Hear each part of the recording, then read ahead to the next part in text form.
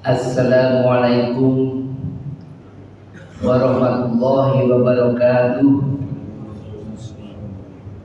Alhamdulillah kaffa wassalatu wassalamu ala nabi mustafa wa ala alihi wa sahbihi al-sidqi wal wafa amma ba'd. Subhanaka la ilma lana illa ma 'allamtana innaka antal alimul hakim. Asyhadu an la ilaha illallah wa asyhadu anna Muhammadar Rasulullah. Allahumma shalli ala Muhammad wa ala ali Muhammad. Alhamdulillah wa syukurillah, kita panjatkan puji dan syukur kita kepada Allah Jalla wa'ala atas segala nikmat dan karunia yang telah diberikan kepada kita selaku hambanya. Nikmat yang sangat luar biasa, nikmat kesempatan untuk beribadah, nikmat untuk bertakarub kepada Allah, nikmat untuk mendapatkan ilmu yang bermanfaat. Maka doa kita, Allahumma inni a'udzubika min ilmi la yanfa'. Ya Allah, aku berlindung darimu ilmu yang tidak bermanfaat. Dan mari kita perkuat syahadat kita. Asyhadu an la ilaha illallah, asyhadu an la ilaha illallah wa la syarika lah, wa asyhadu anna Muhammadan abduhu wa rasuluh. Mari kita jaga iman kita, mari kita jaga tauhid kita, mari kita jaga semangat kita dalam mengikuti Nabi Muhammad SAW. Salawat dan salam mari kita haturkan kepada uswatun hasanah kita, Nabi akhir zaman Nabi Muhammad SAW, juga kepada kerabatnya, sahabatnya, para salafus saleh, tabi'in, tabi'ut tabi'in, dan kaum mukminin yang istiqomah hingga akhir zaman, termasuk diri kita yang saat ini berkumpul di Masjid Al-Hikmah ini, yang selalu mengikuti para salafus saleh. Oleh karena itu doa kita kepada mereka adalah ridwanullah alaihim, semoga Allah melindungi mereka. Ehwatul iman azul wa iyyakum. Dari beberapa pekan yang lalu, mungkin 4 sampai 6 pekan yang lalu, sampai dengan beberapa pekan ke depan, insya Allah saya akan mengetengahkan yang berkaitan dengan kematian, dengan akhirat. Karena kenapa? Allah tegaskan di surat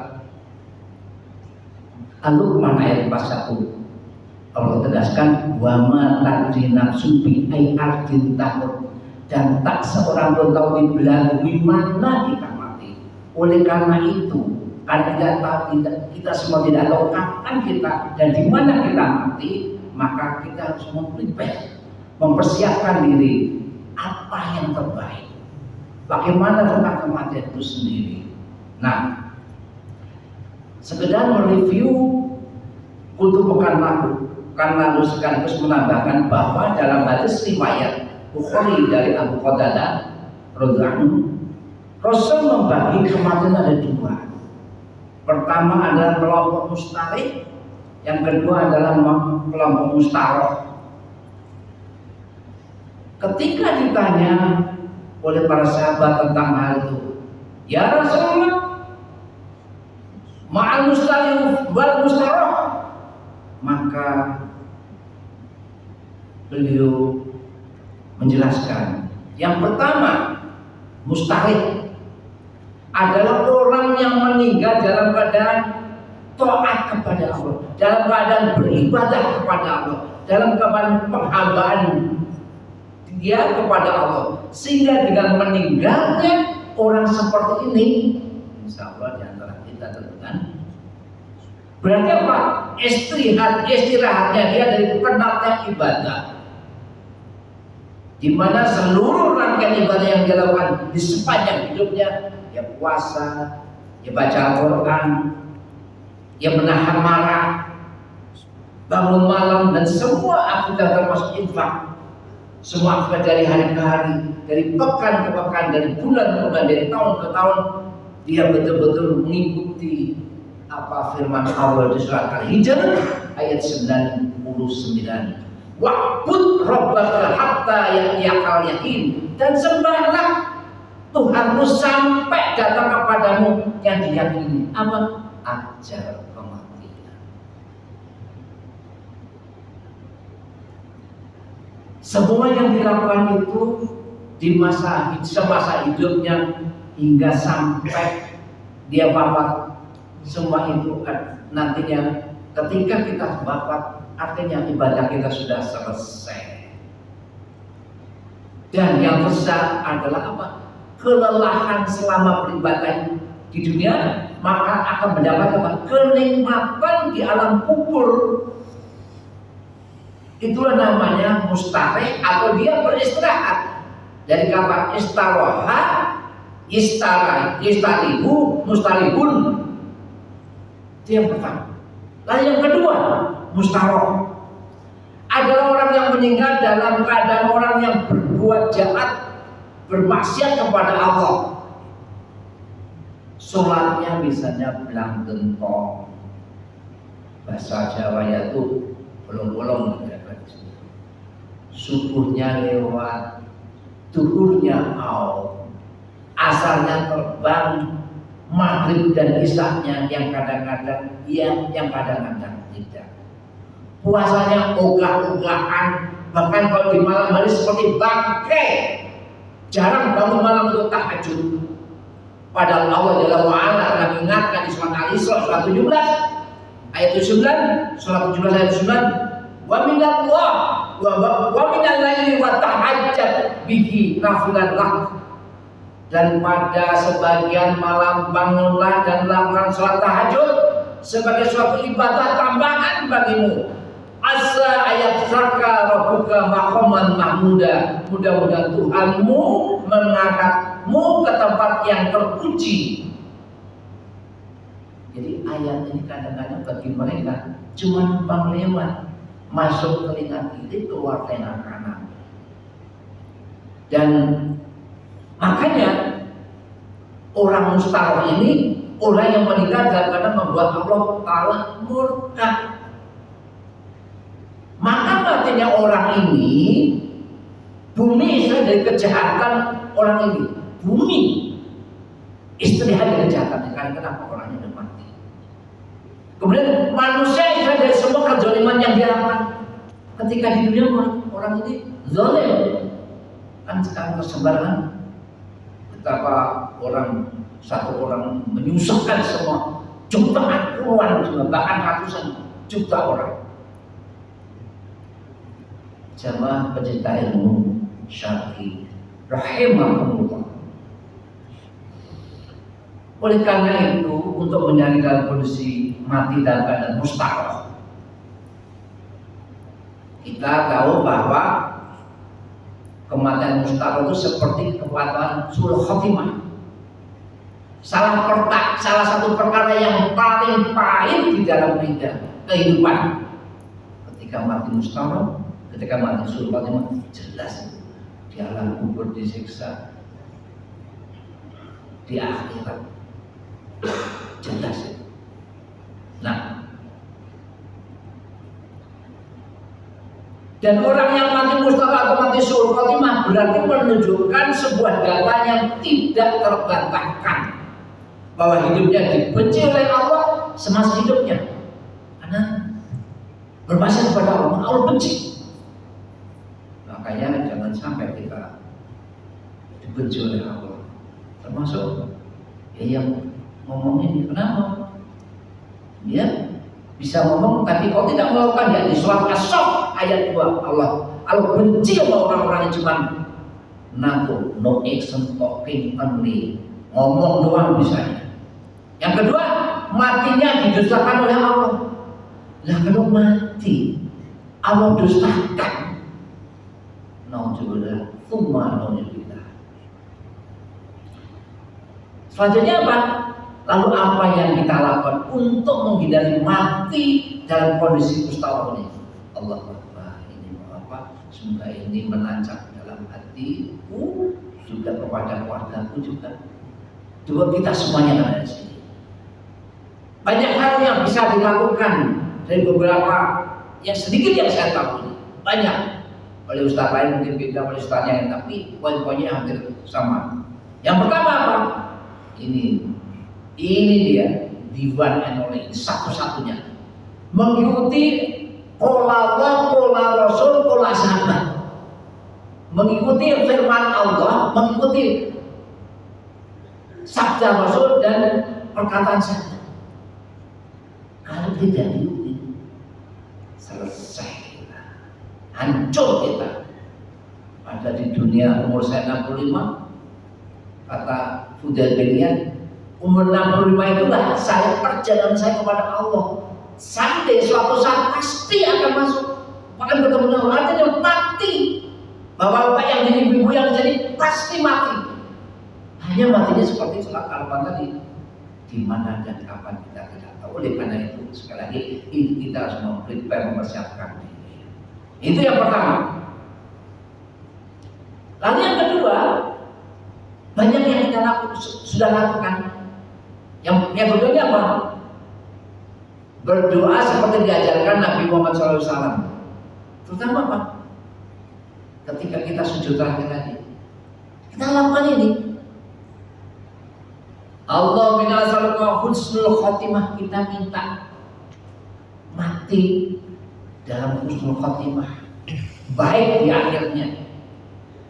Allah marzuli taubat nasuha qabla maut, kita meminta tobat sebelum mati. Kan enak.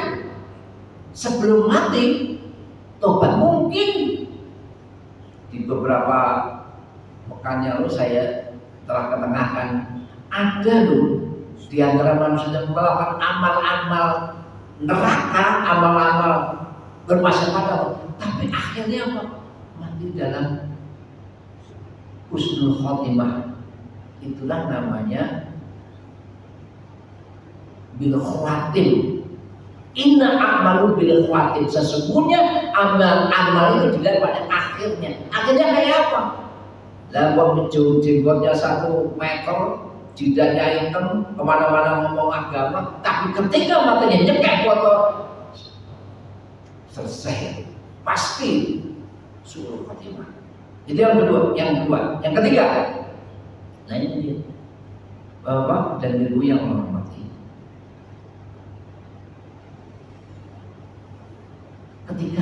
Ketika adzan, ada tenggang waktu, jeda waktu 10 menit kalau duhur sampai, kecuali apa namanya subuh ini 15 menit kalau di sini.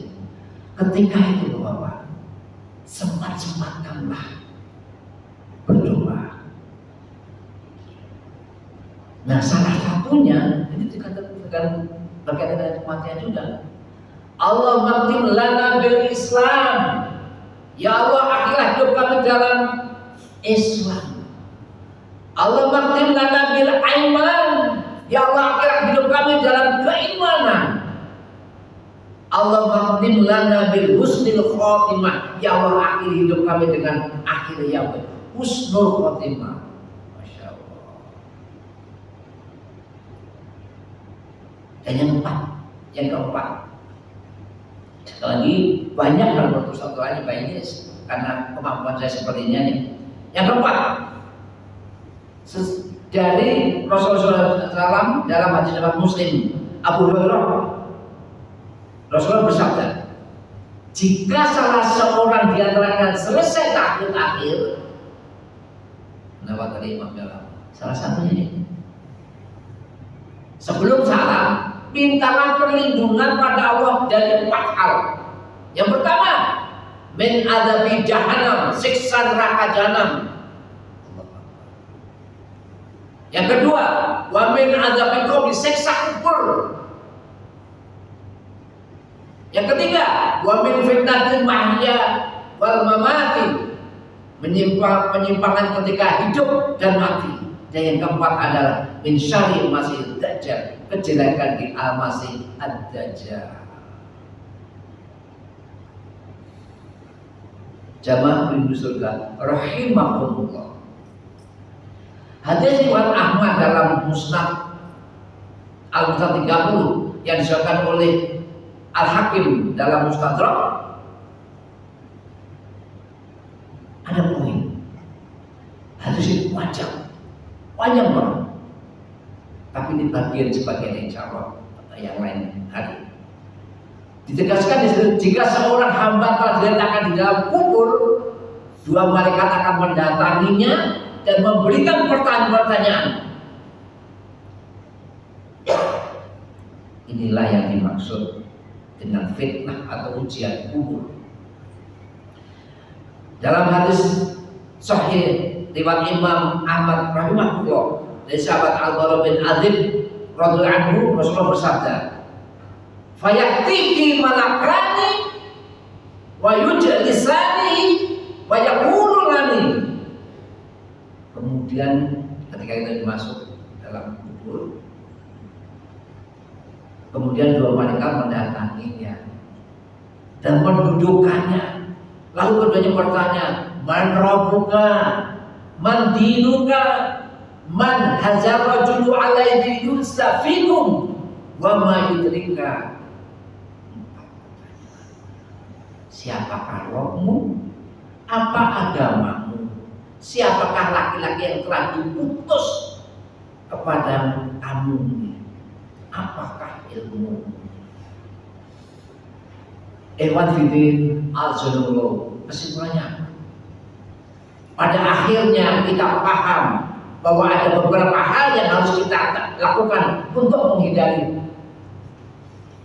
mati dalam keadaan suul khotimah atau mustahil. Ada 4 tadi. Ada mengikuti para rasul sahabat, berdoa ketika di sujud terakhir, berdoa ketika iqomah, sebelum iqomah maksudnya, dan ketika sebelum salat. Nah, kelak ketika sudah menanyakan hal itu, dua malaikat akan memberikan pertanyaan, siapakah dia?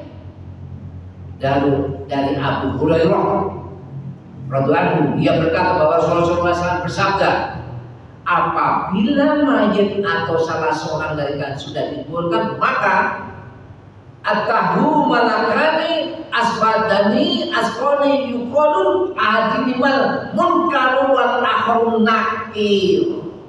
Dia akan didatangi dua malaikat hitam dan biru, salah satunya adalah munkar dan nakir. Itu yang akan datangi kita. Nah, inilah yang dimaksud dengan fitnah kubur. Pasti si mayat ini cuma 2, dia bisa menjawab pertanyaan itu atau dia tidak bisa menjawab, kan cuma 2. Lalu apa yang terjadi jika Allah bisa menjawab atau tidak bisa menjawab? Maka insya Allah pekan depan akan dilanjutkan. Tentu apa? Dengan biiznillah, seizin Allah Jalla wa'ala. Itulah poin ke-10 untuk pada pagi ini.